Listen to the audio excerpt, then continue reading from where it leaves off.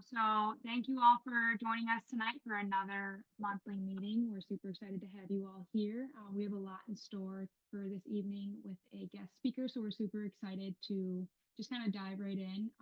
And for those who are joining us first time, welcome. We'd love to know how you heard about us, and feel free to use the chat to share just like what brought you here, how you heard about IJ, and just connect with everyone in the chat. Also, too, if you're returning, welcome back. Please feel free to use the chat to introduce yourself and interact. I don't know why I'm not able to access my chat. I'm sorry. Are you Zooming from the phone or your laptop? From a phone. Usually on the phone, it'll be like, I think it's at the bottom, right, Efren? I see it, but every time I click on it, it doesn't open up. It's okay. I'll try to figure it out on my own. You can continue. I apologize. Okay, it's okay.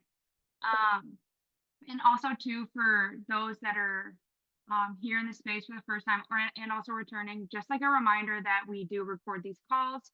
So if you have like any immediate questions or anything, please feel free to use the chat box, and then we'll invite you to come off of mute. That just helps to like avoid the background noise when we upload these on YouTube. So just a reminder that we are recording this. And also, too, for those that are joining first time, Efrain just dropped it in the chat. Feel free to use our tiny URL, join IJ, to receive our monthly updates, our newsletters, and just hear more about the things that we have going on. And as I mentioned, continue to use the chat box throughout the night. We'll be having just like a lot of interactive discussion as well, but if questions come up throughout the meeting, feel free to use it, and then we'll invite you to come off. And then before we kind of get started, just a little review of what we'll be getting into. As usual, we'll be starting off with our grounding exercise just to center everyone, get them in space, get comfortable. That'll just be like about 5 minutes, and then you'll hear from Efrain about some updates that we have on the org. And then for the main event for tonight, we were so gracious to have Michelle from Curb to come and join us tonight and discuss with you all around budget advocacy and Curb's work with budget advocacy. So we're super excited to have them in space and just hear what they're going to share with us. So I don't want to take up any more time, so we have time for Michelle to share all the important work that they're doing. So I'm going to go ahead and share my screen so we can get started with the grounding, but I also did forget to introduce myself. Before I do that, I saw you coming off of mute, Efrain. For those who are new to this space, my name is Brianna. I'm the Membership Engagement Outreach Coordinator here at IJ, and I'll pass it to my colleague, Efrain, to introduce himself. Hi, everyone. Efrain Ortiz, pronouns he, him, his, zooming in here from Los Angeles. I am the Programs Associate with Outside Membership and Outside Organizing. So great to be in space with you all today. Thank you, Efrain. And as always, feel free to stay on or off camera during the grounding session, whatever feels comfortable for you. But just take this moment to just really be in space and kind of get comfortable as we jump into tonight's meeting. So let me go ahead and share my screen. And then you can give me a thumbs up if you hear it as well.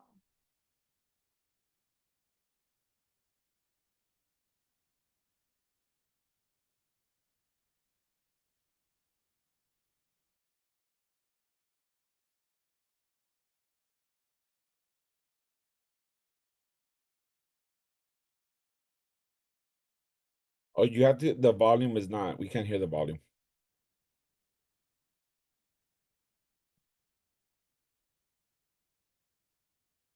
And you're muted. Sorry, y'all. I'm all over the place right now. Let me stop sharing and then reshare. Reshare, and I think you have to hit the option for the sound. I did that like earlier, so I think I was too prepared. Hey, it happened. Give me a thumbs up if you can hear it now.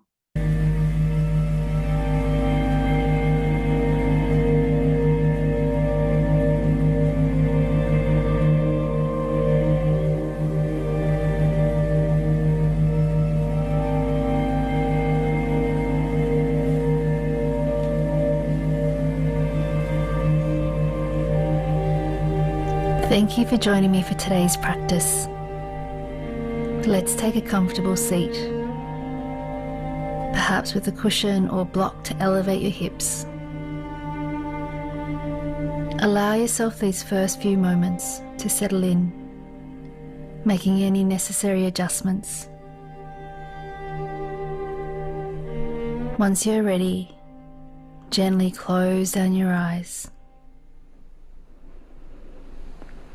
Start to notice your breathing, gently deepening and slowing down your breath. Take a deep inhale through the nose and out through your mouth. Once more, just like that. Deep inhale through the nose and out through your mouth.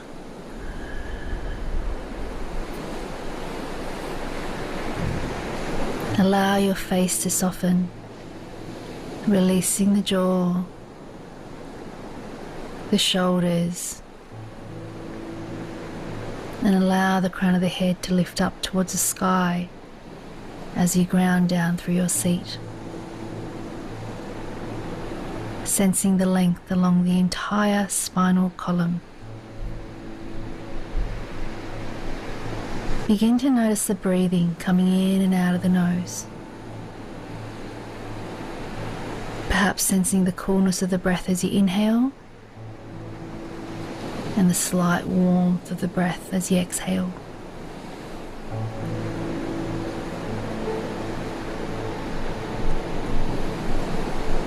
Allow the breath to be as it needs to be. Some breaths might be long, some might be short. One breath gently cascading into the next.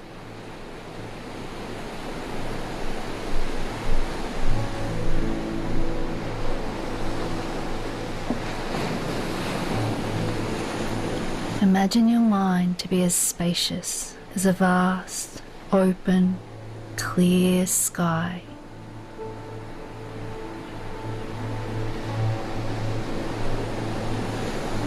And any thoughts, sensations, or feelings that arise are like clouds that simply pass through.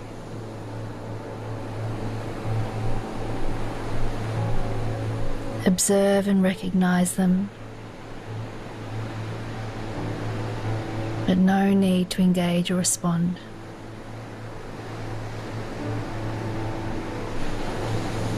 Creating the space for whatever needs to be present to be here.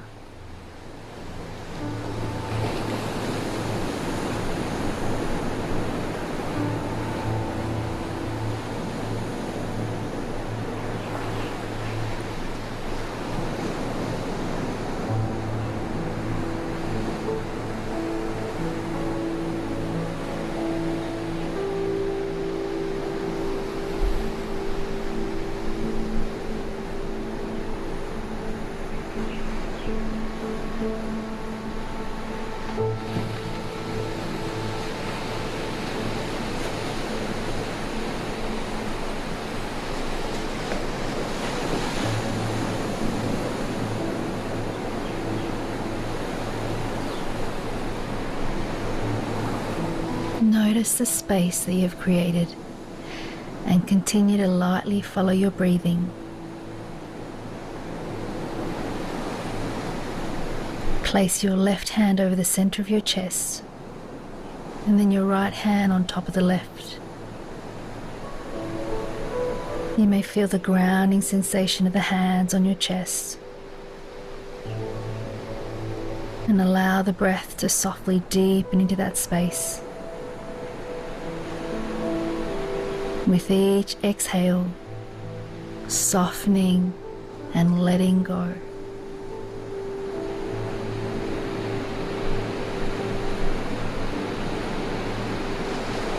Three more breaths, just like that. Inhaling into your hands, and as you exhale, letting go.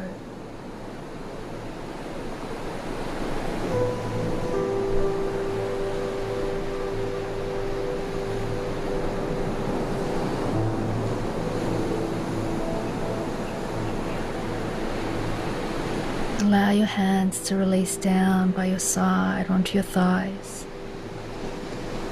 And when you're ready, gently blink open the eyes.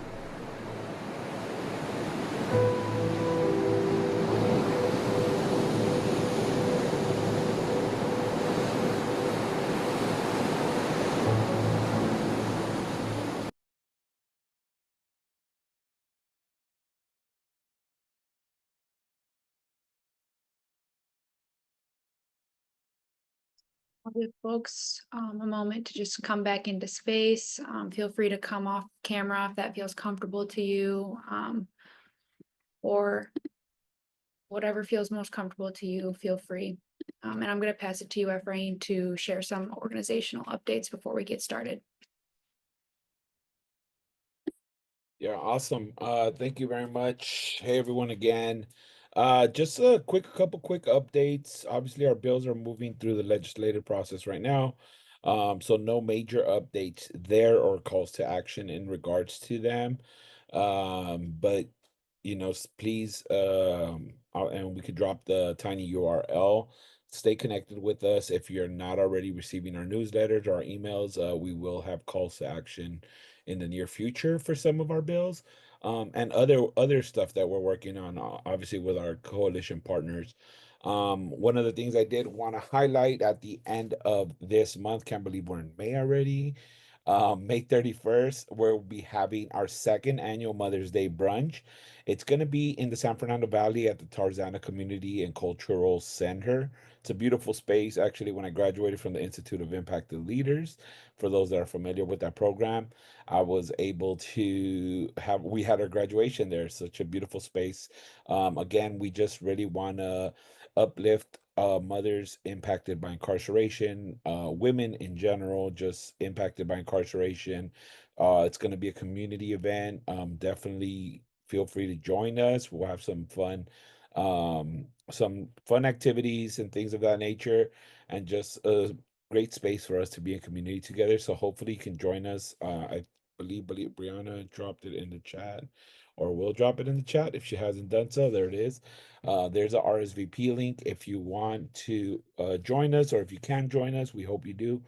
Also, later on this month, we've been doing civic engagement workshops throughout different regions here. We've done a couple here in LA. We did one last week in Riverside. And we'll be hosting another civic engagement community workshop. Tentative date is Tuesday, May 27th. It will be in Fresno, California. For those that are in the Central Valley area, we will be going up to Fresno later on this month to host a civic engagement workshop. Just another great space for being community, connect with other folks in your region, again, mobilize together. So hopefully you can join us if you are in the Central Valley. And I think that's all I had there. Yes, thank you, Ephraim. I went ahead and shared the save the date and then also just the tiny URL so they can follow that for more information while we get like the RSVP created and everything. And then just a reminder too, before we get started, for those who might have joined after the introductions and everything, we just ask that folks stay muted throughout tonight's presentation. And then if you have any questions, please feel free to use the chat. We'll be inviting folks to also come off of mute like during times of questions and everything. So we just wanted to have that help to avoid any background noise and make sure that Mache is able to get all the information shared with everyone. So without further ado, I will pass it to Mache, who, as I mentioned earlier, is joining us from CURB to speak about budget advocacy, and we're super happy to have them in space tonight. So thank you so much, and I will pass it to you to get started. And I also gave you some host permission, so let me know if you have any issues sharing screen or anything. Okay. Hi, everybody. So nice to meet. Well, not meet any of you, honestly, but see your names on the screen. I'm excited to share some info with you today, and I hope that it's helpful. And this is going to be recorded, so people in the future, I hope you find this info helpful. Just before I share my screen, I'm just going to introduce myself, give some context as to who I am. Actually, I have that in my slides, so I'll go ahead and share that now. So just as a clarification thing, so Budget to Save Lives is a project of CURB. So technically I'm with CURB. And so a lot of our work intersects, like Tana and Dax and the people that you've worked with are definitely people I work with every day. And so CURB is an anchor organization of Budget to Save Lives. So I'll share a little bit about CURB's work, but primarily Budget to Save Lives, which is a campaign that CURB is an anchor org for, which holds all of our budget advocacy organizing work. So just as a clarification there. But just a little bit about me. My name is Michelle de la Cuadra. I use she, her, and they, them pronouns. I pulled this from a separate training I have, so that's why the formatting's different. But I identify, or I am a queer trans woman of color. I'm very vocal about my identities. It is who I center and, you know, who I lead with in the work that I do. And, you know, a lot of the organizing that I do historically, it has been from a trans justice focus. So trying to get resources for trans people, like housing, health services, things like that.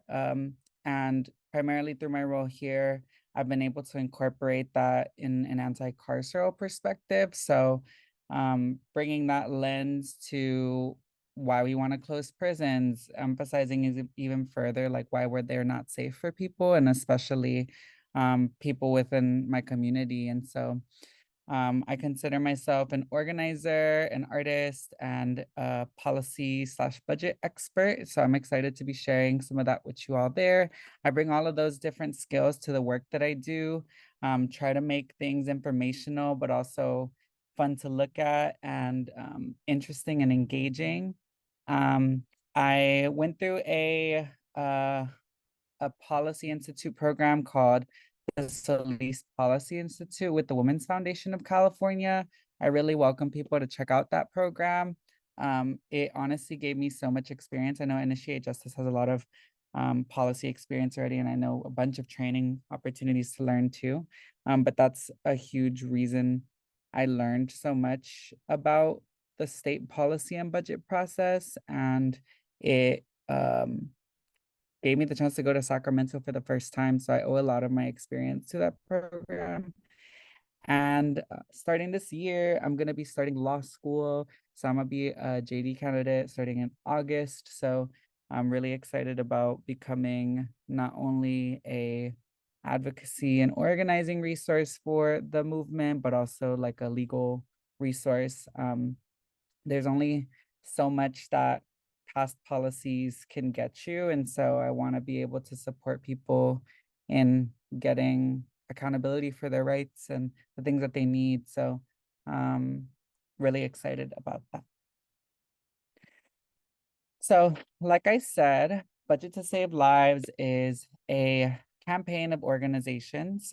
We call it a multi-year vision to move California towards a care-first future by investing in rehabilitation and healing, divesting from incarceration and policing, and ending the economic austerity that endangers the lives of countless human beings.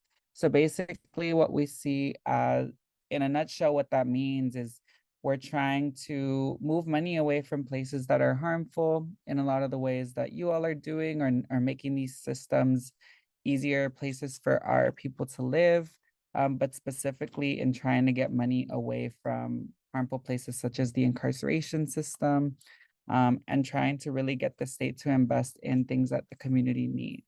So we use the divest invest model for that, or framework. So you know, divesting from one harmful place and investing into community-based services or things that we know that work. So that's really the majority of the work that we do, and like our framework for doing that. We primarily work towards prison closure, or trying to get money away from prisons or jails, but we also have a huge focus on detention and crimmigration work too, which has been a huge intersection we've been trying to align with our movements, just because a lot of the time anti-prison people don't always work with anti-detention organizing. So trying to have our movements be united is something we've been able to really help with and organize strongly on.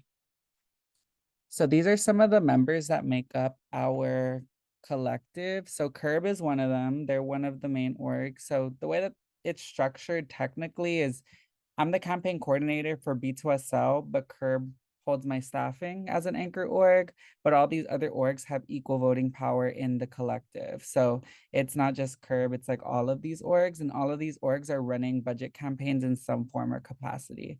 So CURB does anti-prison closure or prison closure work with the intent of moving funds away from prisons into community-based services.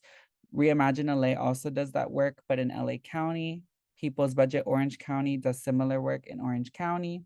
Immigrant Legal Resource Center, Dignity Not Detention, Freedom for Immigrants do that work specifically for detention. And then La Defensa is also an anchor org that runs RELA. So just to give a sense of who makes up the coalition and who I'm kind of representing. So I coordinate all of these teams and coalitions. It's like we call it a super collective of coalitions. So imagine budget coalitions and like a larger coalition.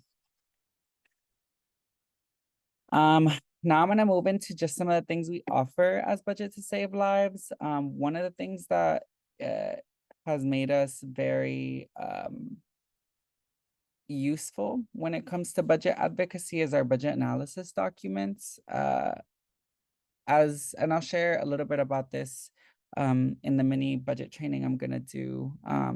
But California releases a budget every year. It gets released in January. The budget's like 300 pages. It's not very accessible. It's not very easy to read. So we take that document and we pull what we feel like are the most important parts for our community to know about in our aligned, kind of movements. And we put that into about a 7-page document that people can use for their advocacy. So it'll tell you how much money is going to healthcare, how much money is going to housing, things like that. And so we release a budget analysis document at every phase of the budget process. So we mainly only do this at the state. Sometimes we'll do it locally upon request, but for the majority of our analysis documents are at the state level. So we'll release them in January, in May, and in June. Just to share a little bit about the timeline for people to get a sense. I'm assuming that people have a wide variety of understandings of the budget process here in this space. So hopefully it's helpful for people. And if not, it's a refresher.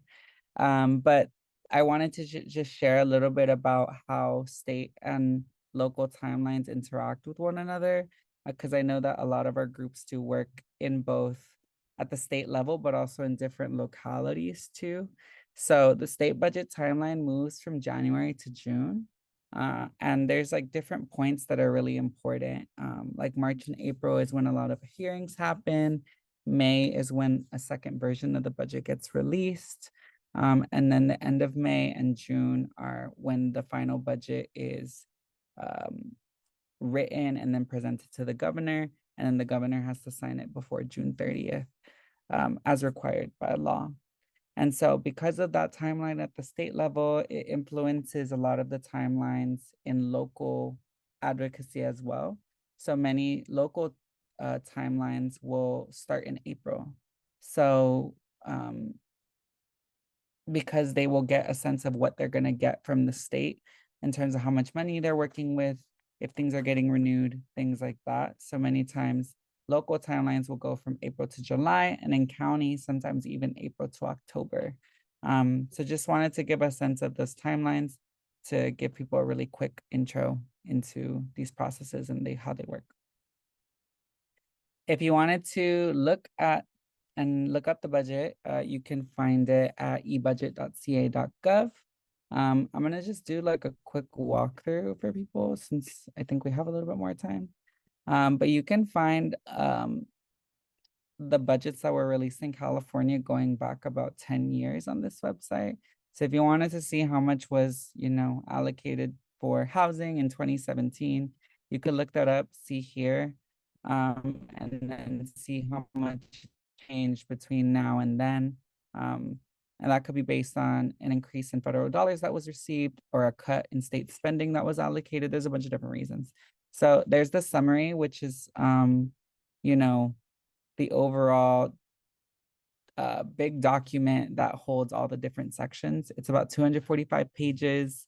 There's like a table of contents, but honestly, it's so much to read, which is why I'm saying the analysis document is really helpful, which comes into play in how our resources can really help in streamlining a lot of these processes. But you can read through it if you wanted to. I find that most people don't though, because it's just a lot. But you can find your specific section depending on the campaigns that you're working on. And then you can also find a breakdown of each section. So if you're trying to get, you know, healthcare services, you can find the specific section for health services and things like that. And then there's also a detail where you can see, you know, the exact dollar amounts that are allocated to each section of the budget. You know, there's billions of dollars that the state allocates for different sections. So you can see how they're allocated here. And sometimes, well, most of the time, not very equitably. All right.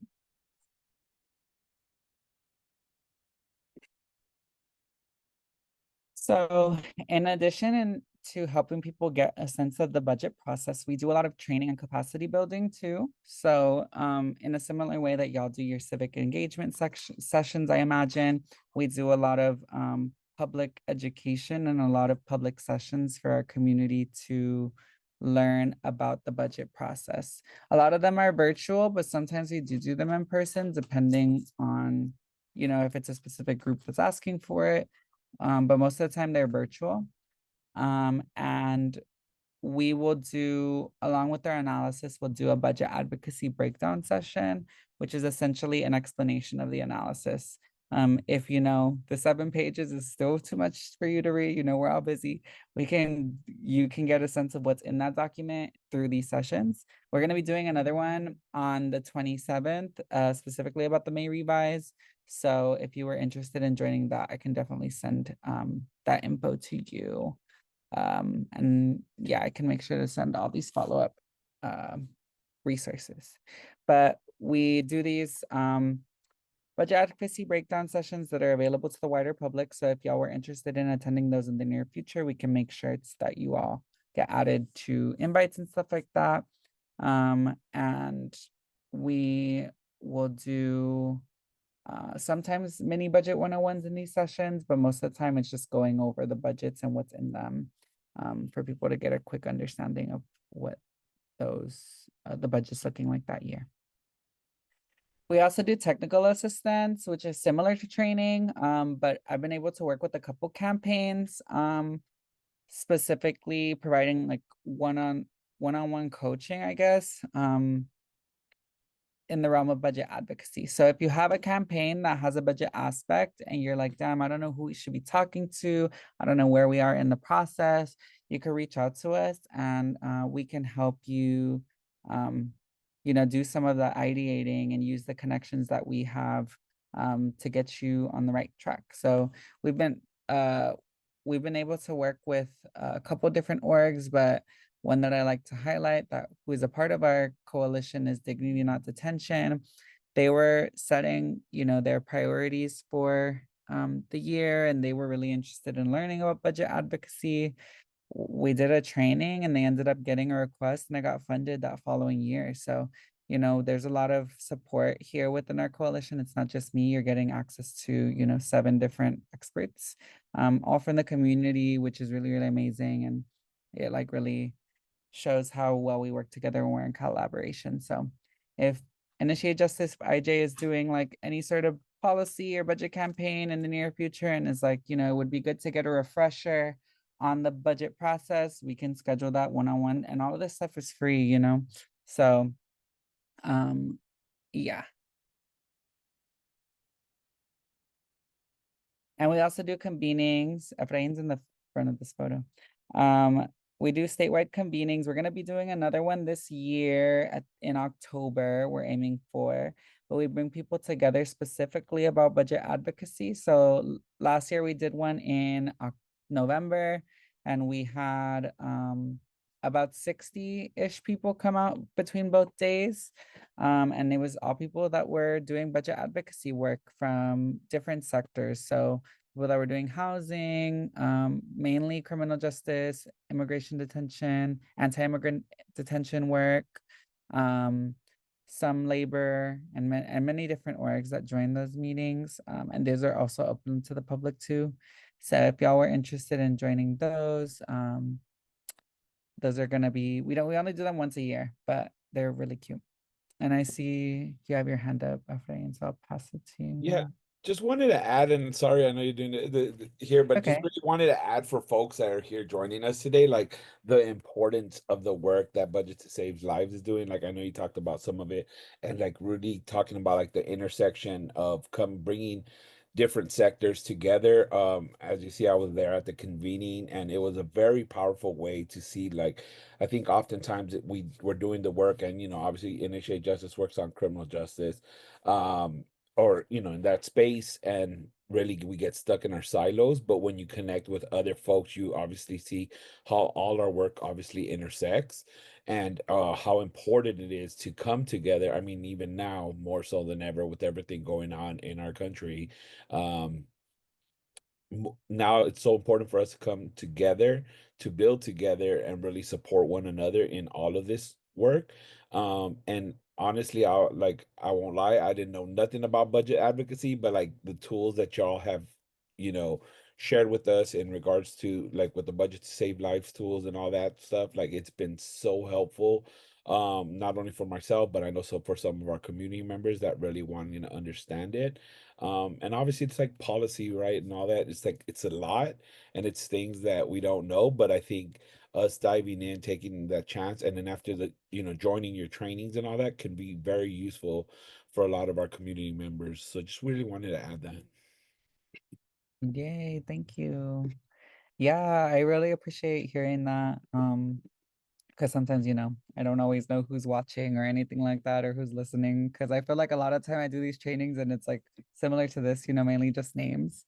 But I was on a panel like last week. And this person came up to me randomly and was like, I never talk at your trainings, but I've used all your materials and we were able to secure money in Riverside County. And I was like, oh my God, that's amazing. So, I think there is a lot of use to these resources, and money is power, unfortunately. So if we can get that for our community, yeah, it makes me really happy to hear. But yeah, I hope you can make it again this year, and everyone on here, when we do another committee. But thank you. I also wanted to share this resource that we have that's a really cute way to get a 101 to budget advocacy. It's a zine. So if you scan this QR code, it's a digital zine that'll take you through a couple different exercises to learn about budget advocacy. There's different graphics, different exercises. There's like crossword puzzles with key terms in the budget process, things like that. So students from Scripps College helped us create this. So a lot of our resources, like the slide decks, our analysis documents, they pulled all of those and turned them into a zine. So I guess I can walk through this because, oh, I don't know if I have a clickable link on here. Let me see. Yeah, here we go. This is our website. We're gonna be redoing our website because it's only a landing page, but we need like a cuter website. But here is the zine. It talks about what Budget to Save Lives is, who are the orgs that make up. So everything I've been talking about in a zine format. So if you ever want to provide these at events, you can always do that too.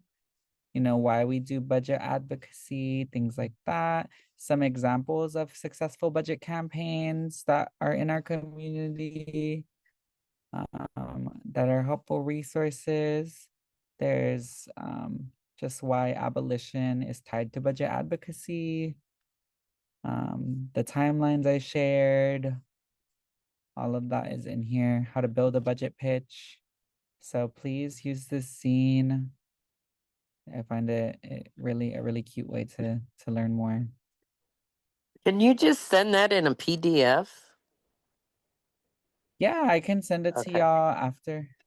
You can also download it like on that link too. So I'm pretty sure IJ can just download it and send it to people. Yeah, we can definitely, and if you're okay with it, Michelle, to share the slides later with the folks on our recap email. If not, we could definitely download some of the stuff and then make sure we include all the information from today's meeting on our course. recap email. Yeah, Yeah, I'm just not okay. good with stuff like that. Those QR codes and zines and all of it. I know. Yeah, that's the, yeah. Not Yeah, we'll my put that in the generation. email. What can I say? It's okay. This is another QR code, but there's a Bitly link too, but this will also be sent in a follow-up email. We have a budget action toolkit that we keep pretty active this year. So if you go to this toolkit, it's basically a toolkit that Curve and B2SL has created to help people get really easily invested into budget advocacy. So these letters are updated every week. So basically, if there are important hearings coming up, we'll put them on here. I know IJ is a part of like the budget advocacy Rolodex and different groups and listservs that Curb and B2SL lead. So y'all are definitely going to see all these. I'm sure you've seen it regularly. But this is a really easy way to send letters specifically to budget committees. So you just fill this out and it sends a letter to every single committee. This one, we're specifically focusing on the Public Safety Committee because they're going to be talking about climate resources and specifically the environmental impact of prisons. And so we're trying to get a lot of people to submit public comment for that hearing that's happening tomorrow. So hearings have been happening very regularly throughout these last couple months. So we update this toolkit regularly. So it's a really easy way for you all to get involved. So would love for y'all to fill that out if you have, capacity now. I know that the QR codes are a little bit Yeah, I little- dropped it in the chat as well, and I'm glad you brought this up because that's something that we've been sending out to our community, our organizers, and things of that nature. So if everyone, I did drop the link in the chat. If anyone just take a minute, I mean the toolkit. I was just telling Michelle before this meeting today, how exceptional this is, and the fact that they keep it updated as we go along through the days of this year. So if everyone could take some time either now or later on today just to submit a letter. It's very easy. It's already drafted. Just got to log in and do all that. So we would definitely appreciate you all for doing that.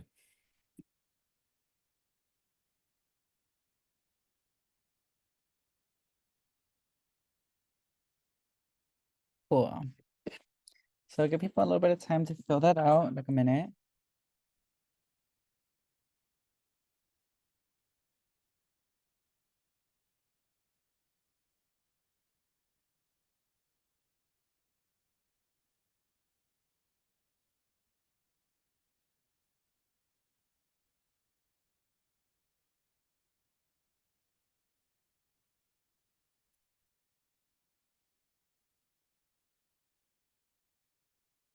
Mm.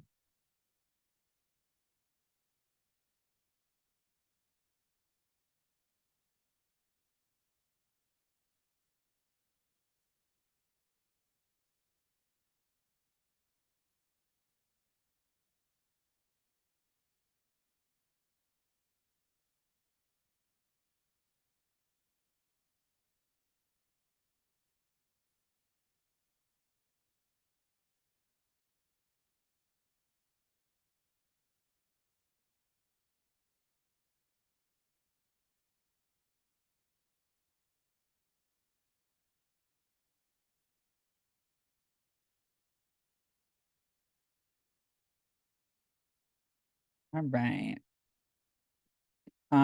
This is a little bit about a little bit of what Efrain was sharing of what makes a lot of the work that we do unique, is our cross-sector budget advocacy specifically. So we're all like, anti-prison, anti-carceral orgs and people, it sounds like.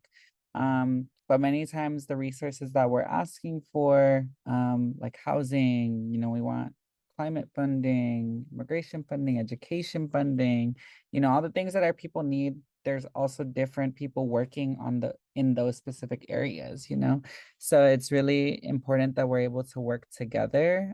So through B2S, I've been able to, I don't come from like an environmental justice background, but it's something I care about. So through like this work, we've been able to connect with, people that are working on climate budget requests, talking about how the state cuts their budget every year and how they want it to increase, and so if we used prison closure or detention closure as a talking point for climate funding, we could get them more money for stuff that we need, even though we're not specifically advocating for climate funding, but it definitely aligns with our movement, So we've been able to work a lot with a bunch of different groups that in different areas that we've never worked with before, through a lot of the budget advocacy that we do.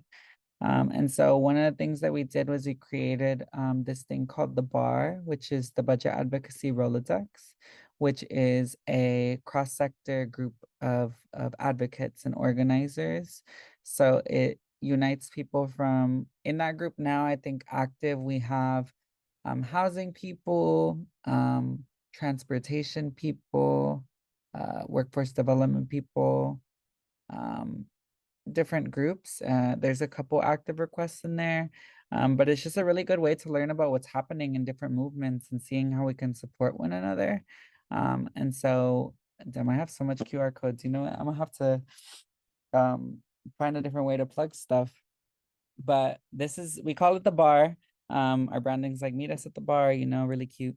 The Budget Advocacy Rolodex. And we share talking points there. We share info on hearings that are coming up, different ways that people can support if there are any actions or mobilizations coming up.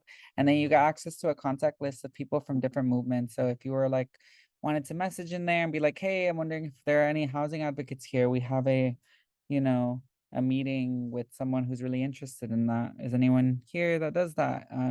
There's people there that can support. So just sharing that for people to potentially join as well. And then this is a activity I wanted to do with you all. Specifically, it gives people a sense of what it looks like to craft a budget request and just makes it really personal. I've worked on several budget campaigns, but really what got me into it was about 5 years ago. I was working at this organization called Trans-Latina Coalition. It's based here in LA, but it's like a national org. If people have heard of it. And we did similar to y'all are doing in your civic engagement in different areas. We did that specifically for trans people across the state. So we went to Sacramento, we went to the Central Valley, we went to San Diego, Inland Empire, LA, and we did like policy and budget trainings there to educate the community. And then we asked, now that you know how this process works, what do you want to see from the state? Like, what do you want to see from the county? And people gave a bunch of ideas. And so we turned that into a budget proposal, because mainly people were like, we need resources, we have protections, but we need money. And so we had created this like $100 million budget request based on everyone's feedback, hitting 5 different areas. It was healthcare, housing, workforce development, reentry, and data collection. And so we took that request and what we wrote up to legislators, and we were, asking people, is this something that you'd be interested in? This is like what the community's asking for. And we were able to get a legislator that was interested in working on the health component of that big ask. And so that was $15 million for trans and gender affirming healthcare services in California. And so we did a bill and budget request, and we were able to get it funded. And it created a fund in the Department of Public Health that allocated $13 million for trans healthcare services in California. And so it was the first time anything like that had happened in any state, where it was created a whole new department within a department. So now there's a Office of Health Equity and a Gender Health Equity Unit in the Department of Public Health, which didn't exist before. They hired like new people for that office, and now they like are constantly creating new resources and funding opportunities for healthcare, which has been really, really amazing.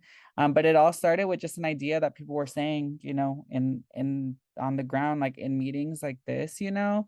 And so I wanted to just kind of bring that here to this space and just have people start thinking about, like, you know, what would you want to see? What are some budget requests that you think you would want to get funded in an ideal world? So this is an activity that I have that's just some visioning questions, and also just some specific questions that help people narrow ask, because I think sometimes, you know, we can say we need housing, but if we just say we need housing to the state, they're gonna be like, okay, well, how much do you need? Like, how much money do you need? How do you imagine implementing it? And so I think for me personally, like, I don't come from money or don't know how to budget, anything like that, you know? So in asking for these resources, I'm like, I don't know, 15 million sounds like a lot, but I don't even know if that's the right amount, you know? And I think when we originally did it, we just kind of eyeballed the numbers. We were like, okay, like 25 sounds like enough here, like 15 sounds like enough here. And had I had more knowledge back then, I would have been a little bit more strategic with how much I was asking for. So these are just some questions.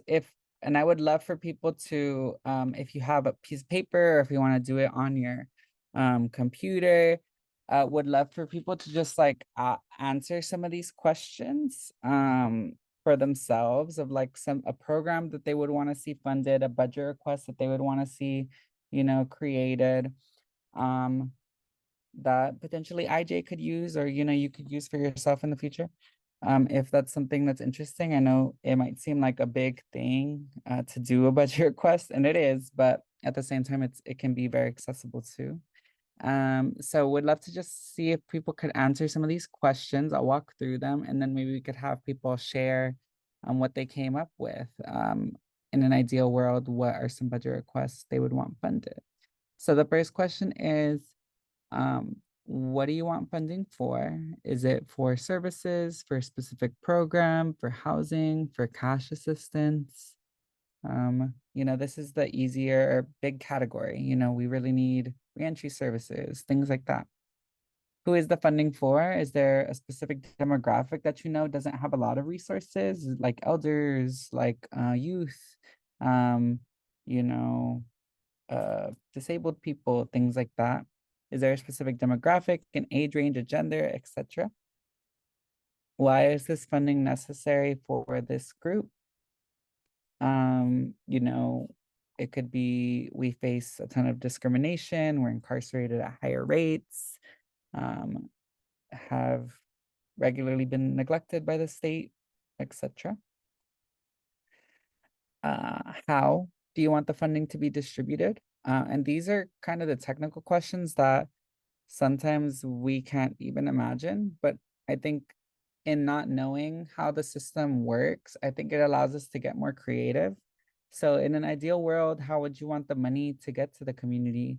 I think these questions are important because if you were to get, like, let's say you asked for, you know, $1 million from the state for housing and they approved it.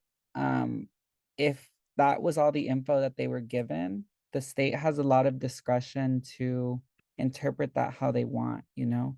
So they can create it into a program that ends up being harmful, things like that. So thinking about the specifics of how you want things to be distributed or implemented.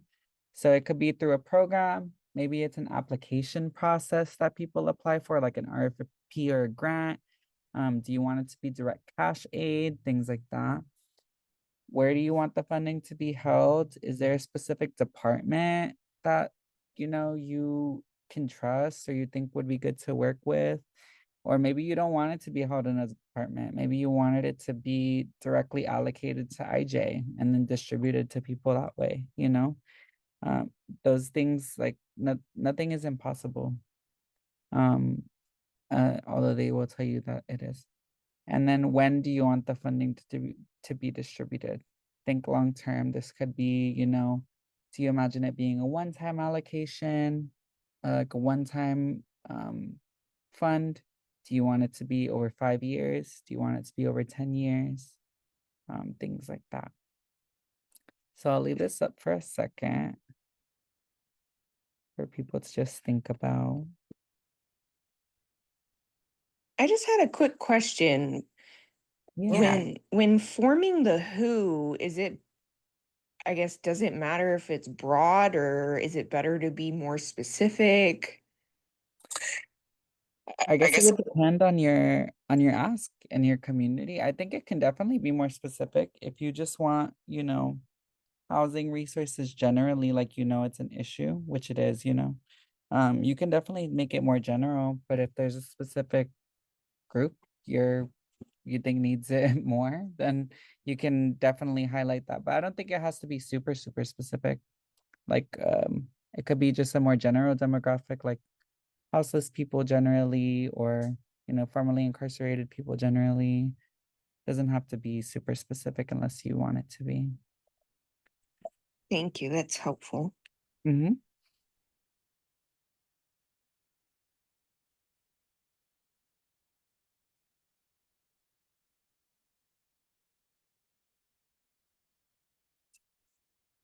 Give people like 3 minutes. Think through these questions. And then there's one more slide of just some other questions.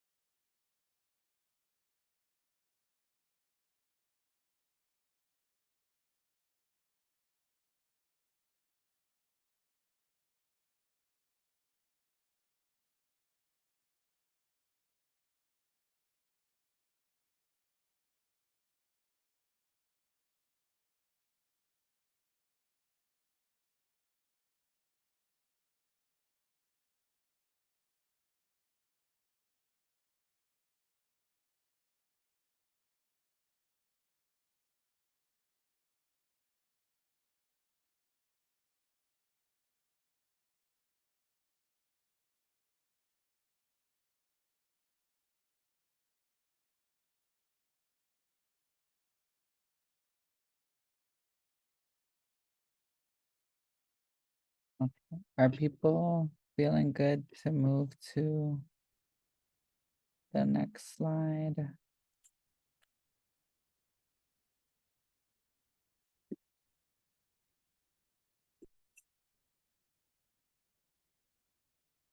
You can go ahead. I don't see any questions in the chat. Unless anyone wants to come off of mute and like feel free to share kind of what they brainstormed as well. I'm not sure if you wanted to. Yeah, I would love to hear people's proposals or requests. I think after this next slide, because there's more specifics. But yes, would love to hear. So this is just some questions regarding pricing. So, you know, these were more of the broader vision of what you want the program, the request, whatever you're envisioning to be implemented or structured. And this is specific questions to think through when you're thinking about how much money you would need. So is there any existing program you could use as a pricing model or that you want to expand? It could be a program that IJ has. It could be a program that you know in the community that works. You know, most of the time, we have created the resources that the state has not created for us. So there are so many models of successful programs in the community already. So maybe we could use that as a model, things like that. How many people do you want this program to serve? how many staff would you need to serve them? That's something I learned was really important when I did this for the first time. You know, we got $13 million, and then they were like, yeah, you got $13 million, but actually, you know, 2 million of those dollars are going to be used because we need to hire people. And we were like, whoa, okay, well, we didn't know that's how that was going to happen, you know? And so I ended up like cutting the money even more. It was already cut from 15 to 13 and then cut even lower than 13, you know? So would you want to hire people that would be administering the program, things like that? Many times a huge portion of the cost is staffing. And then are there other resources that you would need? Would you need a physical space? Would you want a space to be built from the money that's allocated? Are you gonna need, you know, vehicles, gas, all these different things, computers, you know, different things that we don't always think about that can justify your ask or how much you're asking for. And those are the 2 slides. So I'll give people maybe 2 more minutes, and I'm seeing people put in the chat, but would love to hear people come off of mute and just share some of the ideas they came up with and some of the requests that they're thinking about. If people are ready, you can come off mute now, or if not, we can, people can share after they're done in a couple minutes. Yeah, I definitely love Gina and Ava's comments in the chat. If either of you feel comfortable to come off of mute, it'd be interesting to kind of like walk through maybe like an example of one of these too.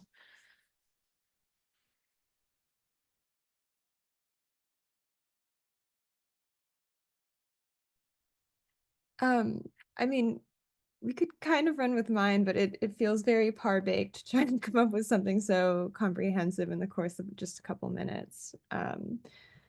But I was, you know, just one step towards like restorative justice and away from punitive is just offering supports that people need and addressing the underlying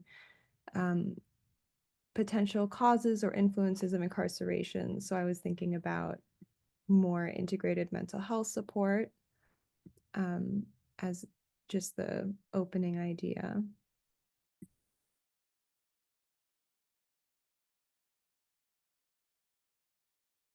I love that. I think that's like a good first step too. And even though like it is very broad, that's something too that we can like look deeper into. And it can even tie into like what Gina said about like with reentry and like just workforce and having like that help for employment upon release, since it's really hard to find a job after being incarcerated, especially with like a record. So I think that's also too something that could be tied into that as well.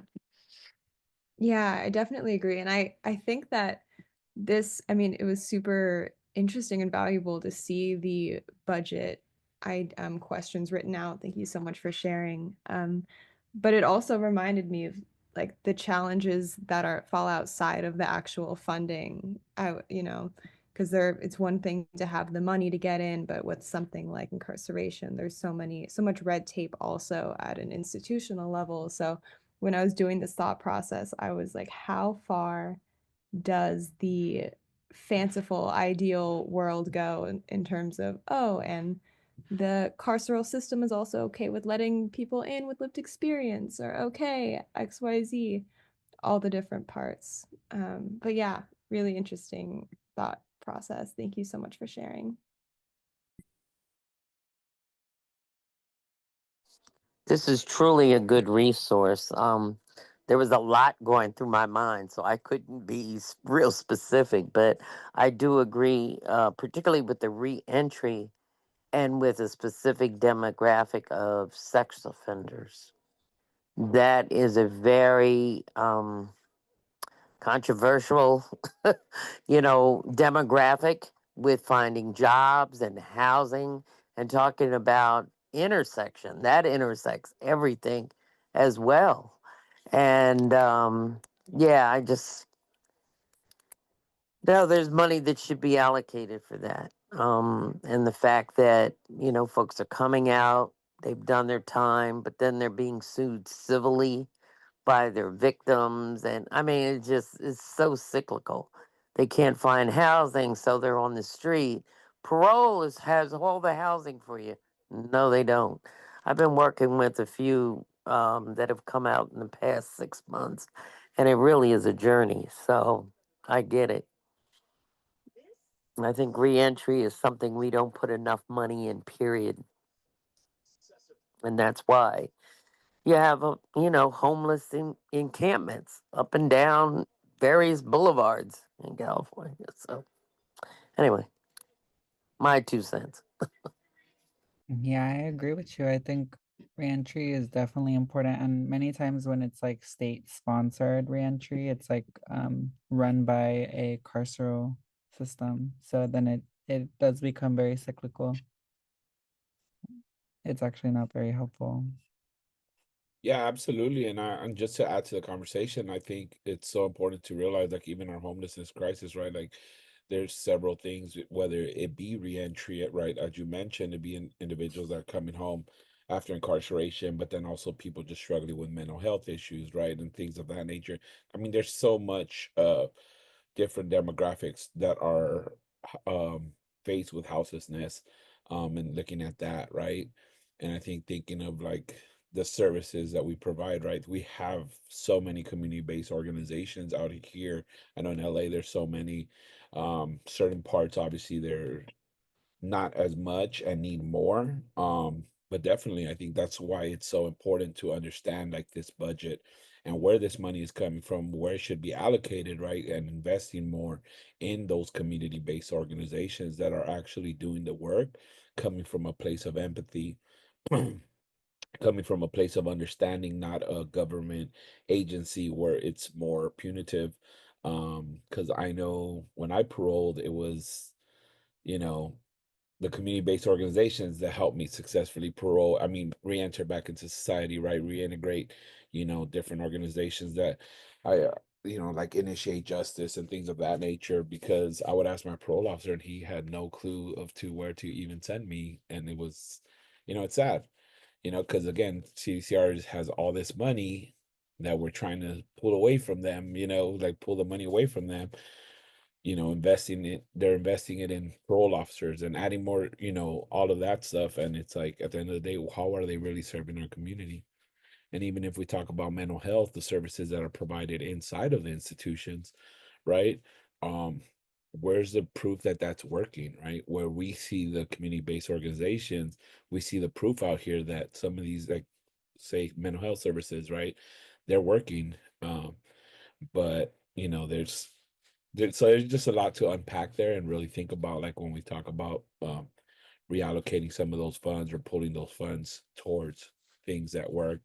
And these questions, I mean, it really gets you going into, thinking about coming up with that plan, right? And having that idea, whether it's for a certain demographic, whether it's just for people coming home after incarceration, or just, I know, you know, um reentry houses for for trans and for the LGBTQ community and for women. I know that there's so many men facilities, but seeing all of that, I just ran into someone who they actually just particularly only serve veterans, which was like so cool to hear about and hear about their housing that they have. So yeah. Yeah, and it's crazy just how layered all of this is, and like everyone kind of is bringing in different topics, but like at the root of all of it, it just has to do with like a lack of funding and just poor allocation of this money. So it's just like really interesting to see and like have this conversation, especially like Anna said in the chat, like just having more funding for like rehabilitative resources, and it's like they're all intertwined and it all like loops back to just like having a lack of funding for these things. But I did want to uplift too, there is a question in the chat. So what if someone comes to you and says that they want to increase the resources and personnel in public defenders' offices? How would and could you approach that? I'm not sure if you'd be able to answer that. Yeah, I wasn't sure if that was a question for specifically like Yeah, neither, so I'm gonna uplift it. Yeah, but I mean, public defenders have offices in counties and like in counties.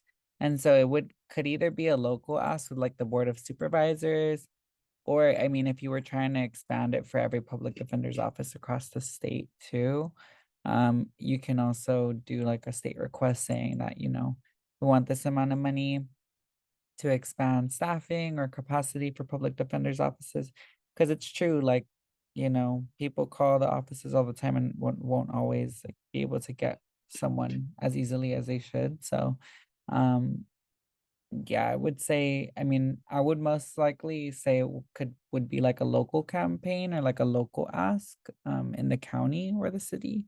But I think that's definitely doable. I don't know if the question is if that's a good idea or if it's possible, but I definitely think it's possible. I don't think it's a bad idea though. But I see some other, you know, Jasmine shared increasing opportunities for fair resentencing, specifically on eliminating geographic and racial disparities, specifically in the Central Valley. All incarcerated people with indeterminate life sentences who were sentenced mandatory life sentences based on particular offense attached to a gang enhancement. Yes, very specific. And then how, maybe, you know, public defender resentencing programs like the ones we piloted a few years ago.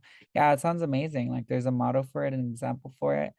I think all of these are really, really great ideas. It's just you know, it's just a matter of seeing realistically how much money this would cost to, or how much money you want and need to implement stuff like this. So these are definitely good things to keep in mind. I know that you said IG is working on like bills and stuff, so I don't know if any of it has a budget component, but it could be good to explore even next year, you know. Yeah, go ahead, Sherry. I'll let you go. Well, I'm still, even after all I've been through, still pretty naive, I guess. It just seems so logical and just common sense that if you help someone to change their life and move in a different path, that you get a better result. But the frustration is, how do you get past the bigotry and the narrow-mindedness that would rather not spend the money on this part? I don't see how you get them to focus and grow a heart sometimes. It just seems very self-centered rather than thinking of the betterment of society.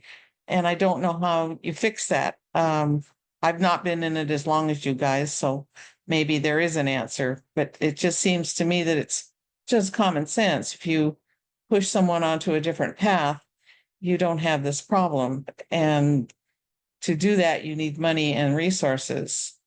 And rather than spending more money on incarceration, which is, I guess, what the whole point of this is. But how do you do that? How do you move these people into the right mindset? That's just my question, if there is. Yeah. I think a lot of us get very discouraged or jaded by the process just because it feels like we're, you know, especially people that come from, you know, direct experiences with the system, people that have been through struggle, you know, you're talking to these people who have never been through anything similar. And then, you know, you're telling your life story and then they still vote no, you know? And so I feel like it can be really, really discouraging. But a lot of the time, the most impactful, you know, campaigns or asks or things are ones that combine both, you know, the data and specific numbers, like that some of these questions are creating with the real life experiences of people. You know, if you're able to outline, you know, the logical, technical aspects of things, data-driven aspects of things, and combine it with real experiences of how something could impact someone's life, I think those are what really gets people to change their minds. And it's also just seeing masses of people show up for something. You know, if 2 people show up to a meeting, they're going to be like, oh, you know, it's not really that big of an issue. But if we have 50 people or even 100 people show up saying the same thing, you know, people are more, will be more convinced to change their minds. And a lot of the time, those are when, you know, you kind of have to force them, sometimes not as asking as politely or politically respectful is normal, getting a little aggressive, or not aggressive, but, demanding. I think it's a combination of tactics, yes, but um, I would say that is just definitely bringing, I think that's what makes, spaces like this so great and unique, is like, we have people that have a lot of like policy experience, and then people that have actually been through stuff, the issues that we're working on. And so combining all of our, skill sets is the most powerful part of it all. But yeah, I would agree with you. Like, it does seem so logical. Like, why aren't we giving more money to this, And it's intentional. They want it to be that way, and they want to make us tired, and they want, it's all like in the name of, money, and it's a business. Prisons are a business. So, if they were to destroy all of them, it would But like, when we fight, we win. yeah. And you can never give up the fight. Mm-hmm. I'm a person of color, and I have fought from day one. Even before I knew I was fighting, I was fighting. So I think that that's an excellent way of putting it. You've got to gather your people. You've got to know your people, know their skills, present the work, present the story, then present the successes, present the data, and keep pounding it and pounding it and pounding it. And you may not get the $1 billion, the $1 million, the 50,000, but you might get 1,000. And you've got to make that $1,000 work, so that when you go to ask the next year, oh, yeah, we gave you only 1,000. They'll give you 5. But again, when you fight, you win. It's just that simple. It's a journey, but we can do it. We do it every day. Yeah. And that like brings me to my final slide, which is just some like grounding reminders. The work that we're doing now, it may seem minimal, or like, just chipping away at this like big wall with like, a plastic fork or whatever. But what we're doing really can affect current and future generations. Like, what we're doing now is setting the groundwork for, our youth that are going to be trying to organize, or, maybe won't have to organize as deeply. 2, you're most aware of the community's needs, not politicians. I think a lot of the times people will be gaslit by politicians saying, that these issues are not that important, but we're seeing every day that they are. So just reminding yourself that whether or not you went to like a master's program, or whether or not you went to law school, like I've been organizing, doing advocacy for a long time, and I've been in the room with lawyers, and many times I know more than lawyers, or people that have never even gone to school know more than lawyers, so, and politicians. So you are the expert, and you are most aware of your community's needs. And these requests are informed by y'all's experiences. These funding requests should be informed by people in this room, people that we work with every day. You're not asking for too much. They are the ones willing to give too little. I think because a lot of us have lived in scarcity, we'll, like you said, we'll take 1,000 and we'll make it work. But we shouldn't have to settle for 1,000. We should be able to take that million and not feel guilty for it, because, we should just be happy for what they're giving us, which is true, but also they should be giving more. It's, it shouldn't be on us to settle. And then lastly, don't give up,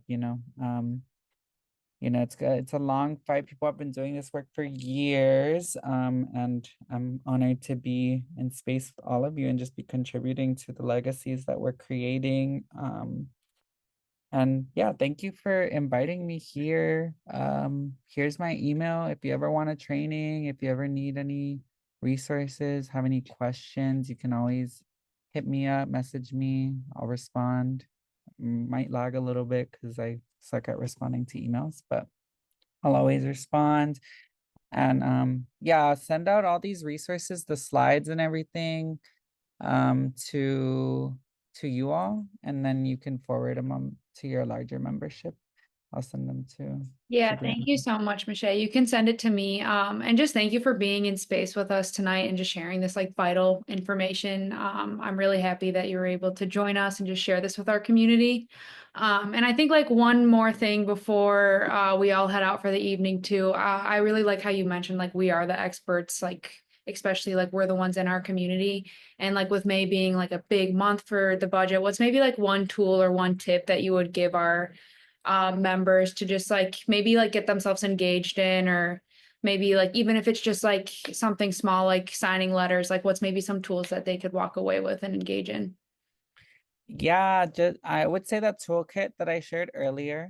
Definitely the toolkit would be amazing to share with people, for you all to participate in. I would say that. And I would also say joining the session we're gonna do on the 27th. I'll send that to y'all. But those are just really easy ways to get involved, to learn more, and to do really quick, easy actions. Awesome. So Thank you again so much. And then I'll get all that information from you and then share it out to everyone so they can stay involved. Once again, I really appreciate you being here with us tonight. It was awesome. And I know that I'll be seeing you in future spaces, and I hope other people as well. So thank you.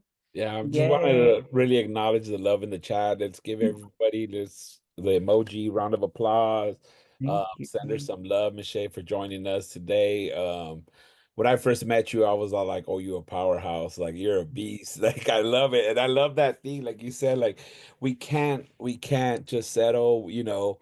And I like the word aggressive. You said aggressive, then you said maybe not aggressive, but I like it. Like I think Yeah. no, we got to take our gloves Violent. off. Like I said, we got to take our gloves off, and I think now more so than ever, it's so important for community members to be involved, not just in, the policy side, but in the budget side, like in all our spaces and wherever you can. Always remember just to take care of yourselves.